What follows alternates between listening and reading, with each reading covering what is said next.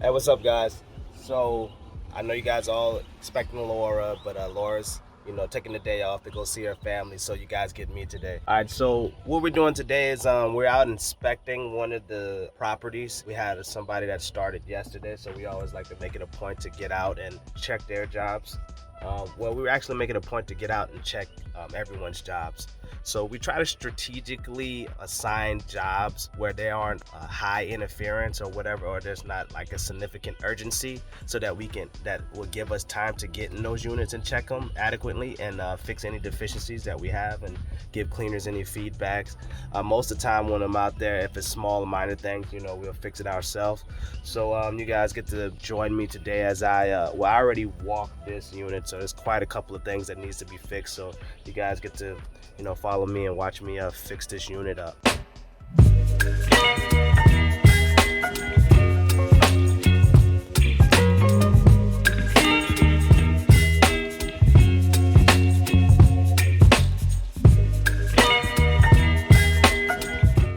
So I was in a bit of a rush this morning, so kind of just threw this stuff back here. Grab the stuff that I need. Most definitely gonna need this ladder. This has become one of my favorite tools. You'll see a little later how I utilize this. Grab some rags. I'm just gonna grab the rest of this stuff.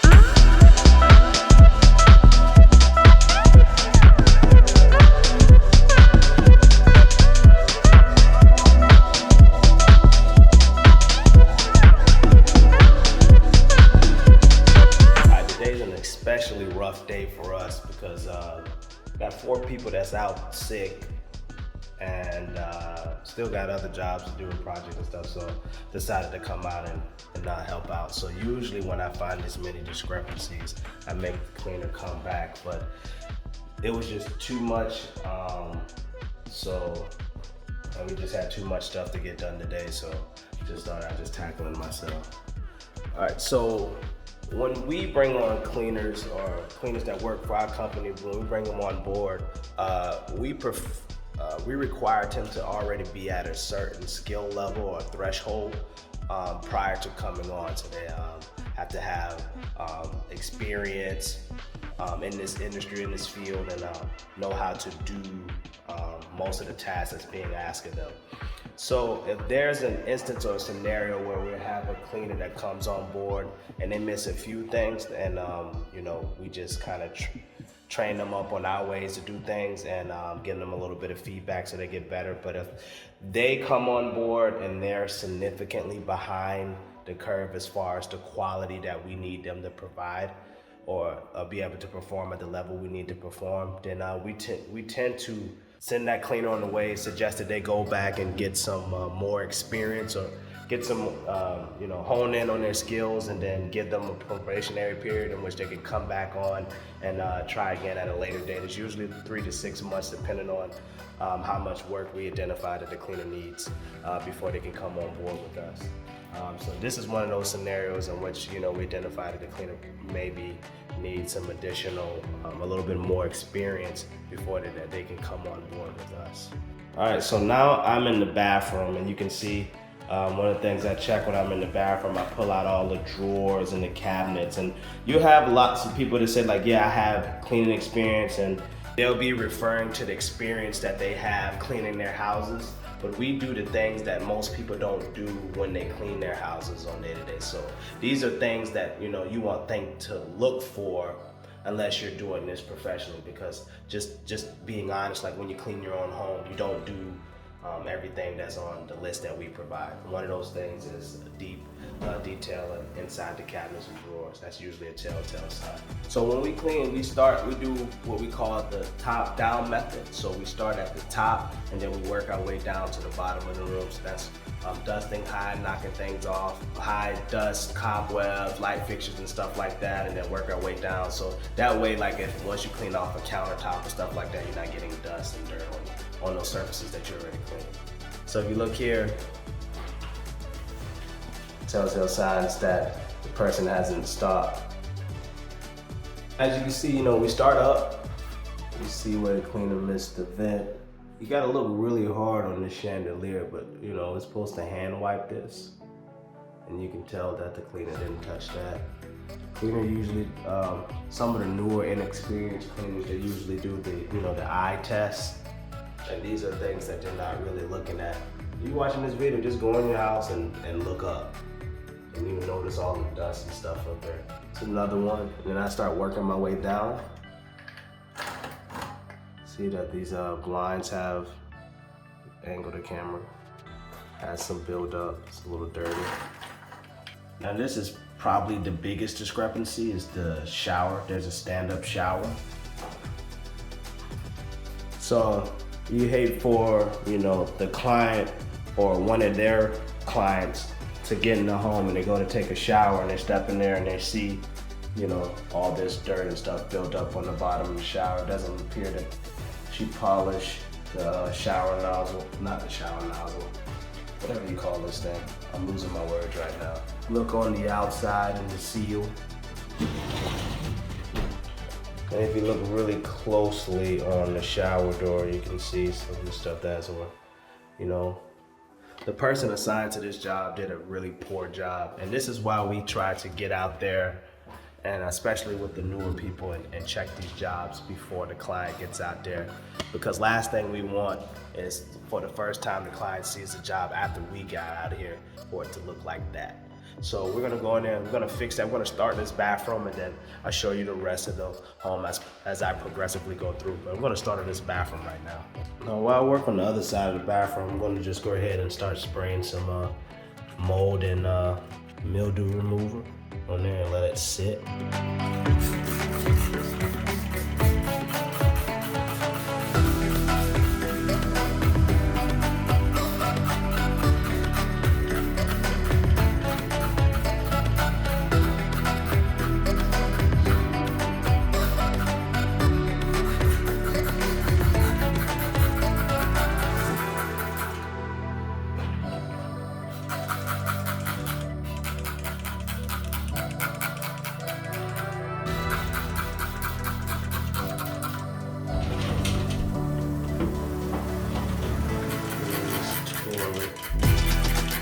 Get a Brillo pad, and I'll put it on the floor, and I'll use my foot to scrub it.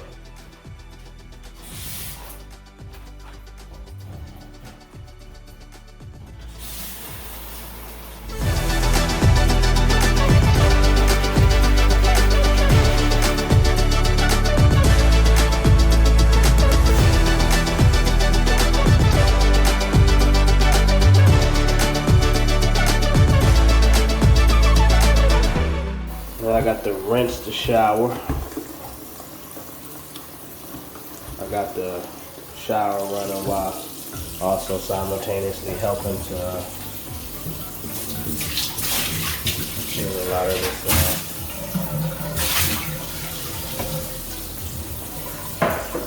You see a lot of the dark stains that was in there earlier is gone, but just gotta now rinse all the stuff that I knocked loose.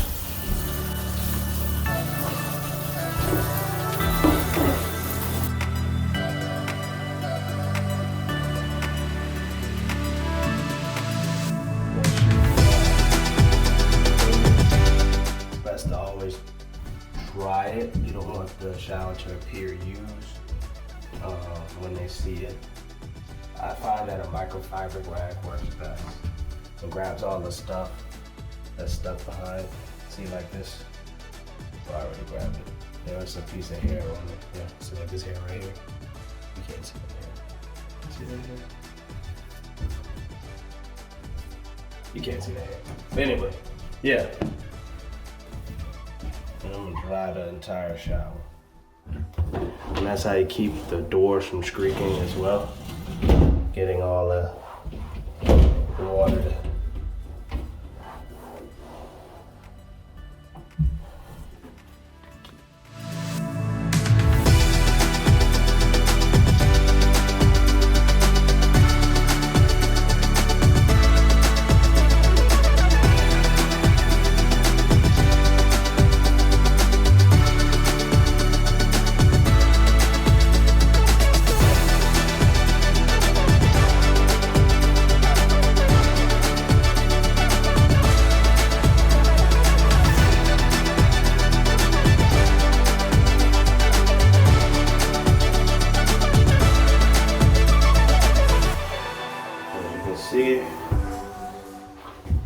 lot of the big black stains off the base of the shower. Not gonna lie, the more I check this house, the more upset I get. It's like this person didn't even try. Yeah, it's like this person didn't even try. I'm still in the bathroom. You know, I'm smiling and acting like I'm having a good time on camera, but I'm really not happy.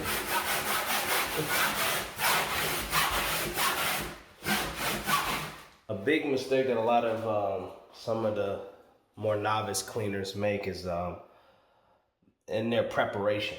Sometimes they come out with like a handful of rags and stuff like that. When you come out on a job, a move out clean or a deep clean, you're gonna need a lot of rags. Just look how many rags in the bathroom, and I already went through 4 rags. So this is, you know, that's not even counting the kitchen and the other rooms in the house that I'm gonna need more rags in. So that's one of the biggest things. Sometimes, you know, sometimes we say the cleaners haven't cleaned things, but sometimes they run out of rags, so they'll go over stuff with oversaturated rags and they'll give the appearance as if they haven't cleaned it. So having a lot of rags is important.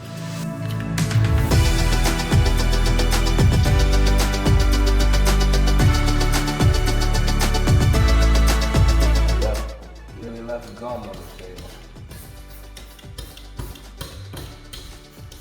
I'm really not happy. Okay, as I continue to go through the house, it appears that we really need to get a crew back out. So it's one thing we just do like when you come and you inspect it and you find a couple of things, and then you'll knock those small things out so that you don't waste a crew's time to have to come all the way back out. But you know, as I go through the home, this is a great training opportunity. So we're most definitely going to get a crew back out here and fix these discrepancies. I've been in here for a while, and as time progresses, I just keep finding more and more things. So I have identified that, yeah, we need to get the crew back out here because there's just so much things that just keep compiling on us. Yeah, this is not our best work. I would have been so embarrassed if our client had came in and see the property at this state. But this just kind of goes to show you, like, you know, you have to check. The checkers don't check, the doers won't do. But this would have been extremely embarrassing. And sometimes, you know, these people's first time seeing these properties, especially if they were, I think they're actually selling this house. So sometimes the first time them coming in here after hiring us is an open house. So can you imagine showing this property to somebody that's considering buying this home and is in such a filthy state? So that would have been put a bad taste in the potential future homeowner, but also our client as well. So we had to exercise. I don't know what else to say about this. All right, that's gonna do it today for me. So like I said, this was this particular cleaner's first day, first job. And unfortunately, we're not gonna be able to use this cleaner again. I know it sounds harsh, but you know, there's this misconception that, this is probably one of the most undervalued fields out there. You know, people see our job listings online and like, oh, I can make $25, $35 an hour just cleaning houses, and they really don't understand just how difficult this job is. You know, it's tedious, it can be a bit monotonous, and a lot of these jobs is reference to things that, you know, you don't think about when cleaning. And you have to be able to, there's a lot of autonomy that comes with this job, so you're not going to always have somebody standing around. And we are looking for experienced people that's already have that experience in this field. So we're not a good company to start if you're trying to learn the field or trying to learn out, because unfortunately our customer base is unforgiving. Our clients are unforgiving. And all it takes is one traumatic bad experience, and then they're done with us. We lose our customer, they don't want to use us no more, we get a bad word of mouth referral and stuff like that. So that's why it's important. That's why we spend a lot of time checking and making sure that these units and jobs are up to par. And we get it, sometimes people have bad days and sometimes we miss things, but we do have a grading system, and all of our cleaners are required to score at least an 80 or above. No, I think it was a 90 or above. I got to check on that, but either way, they have to score high on this inspection. And your first day on, that isn't a very good first impression, and that can also be like if we just got a customer, and it's their first time using us, that wouldn't have been a very good first impression. So we actually had to get another crew to come out and fix this because there was so many things that was missed. And this person they came in, they fabricated a little bit about their experience and their resume, and they came and they quickly realized, or they probably didn't even realize that that they missed so many things. They're just like, hey, it's clean, but those are things that people are paying you for. It's the things that people don't really look at. So we want you to get the fine details. So I mean, it's unfortunate, but that's just kind of how it is in this industry. It's not, it could be easy, it could be difficult. I guess it depends on perspective. But we're looking for people that's experienced, and people are looking at us as the subject matter experts, and they're hiring a professional service. So when they walk in their home, it should look like a professional service has been there. What I saw today was not that. And I would have been embarrassed if a client had saw that. And that's why make it a point to get out and check, and that's why we make it a point to do evaluations, and that's why we only keep cleaners who score the highest on their evaluations, and we quickly get rid of cleaners that's not performing. I mean, it sounds harsh, but we take pride in everything. I mean, one person on the team is a reflection of everybody. One person can make everybody look poorly. So if you have a poor attitude or poor attention to detail, or you don't really take pride in your work, we don't kind of want those people on that team, because you represent everyone. You represent me, you represent the other cleaners and stuff like that. And the word can quickly go out like, oh, that company's does a horrible job. The client had saw that, like, this company does a horrible job. They don't say like, oh, that cleaner did a horrible job or that individual did a horrible job. They lump us all in together. So that's why we take it very serious when we have other people representing us, this company and this brand. We just want to be known as a company that all around does great customer service, great attitudes, reliable, quality work. That's what we want to be known for. And we quickly weed people out. We quickly weed those out that don't exemplify those, and we usually can tell on the first job. I'm sure that this person isn't going to be happy, but it's tough, and we just got to get this home ready. So somebody has to come in on their weekend to come fix this. Hey guys, if you enjoy seeing behind the scenes content about what's happening here at StandFast, remember to subscribe to our channel, because we're uploading content weekly. So make sure that you guys locked in and subscribe. Until next time, guys, we'll see you next week. Peace.